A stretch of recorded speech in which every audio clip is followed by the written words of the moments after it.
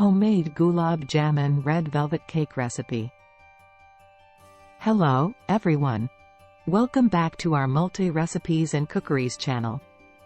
Today, we have a special treat for you, a fusion dessert that combines two beloved Indian sweets and a classic cake.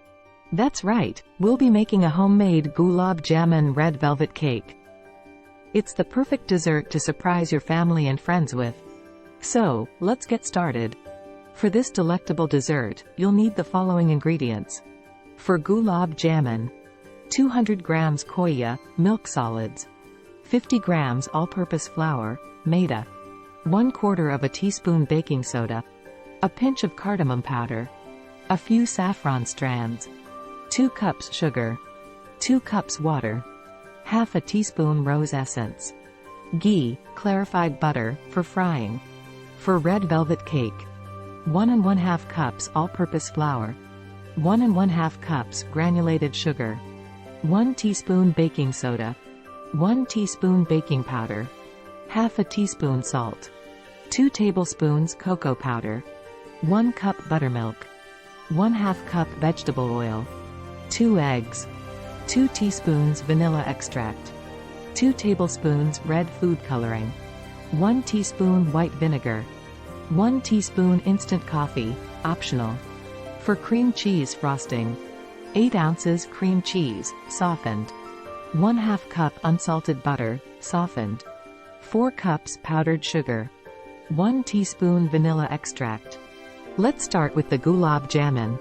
In a mixing bowl, combine khoya, all-purpose flour, baking soda, and cardamom powder.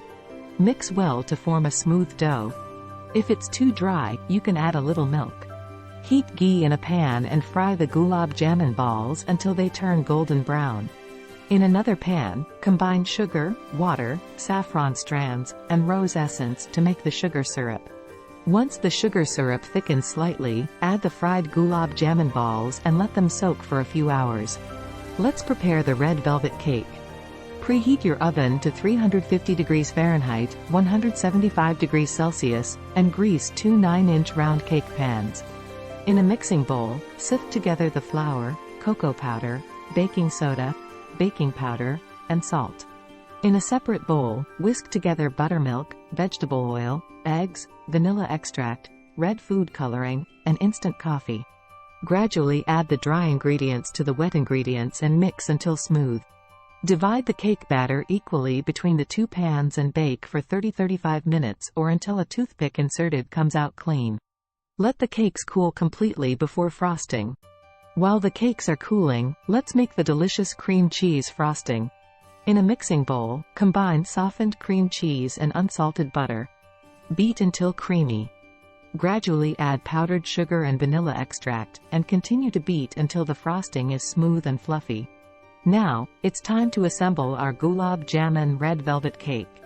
Place one of the red velvet cake layers on a serving plate. Spread a generous layer of cream cheese frosting on top. Carefully place the second cake layer on top.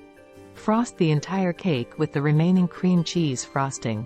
Finally, garnish the cake with the soaked Gulab Jamun on top for that beautiful and delicious fusion touch. Ingredients and preparation methods are in the description box. And there you have it, folks, our homemade Gulab Jamun red velvet cake. This sweet fusion is a perfect blend of Indian and Western flavors, making it a delightful treat for any occasion. If you enjoyed this recipe, don't forget to like, share, and subscribe to our multi-recipes and cookeries channel for more exciting recipes. Thanks for joining us today, and we'll see you next time. Thank you very much, cake lovers.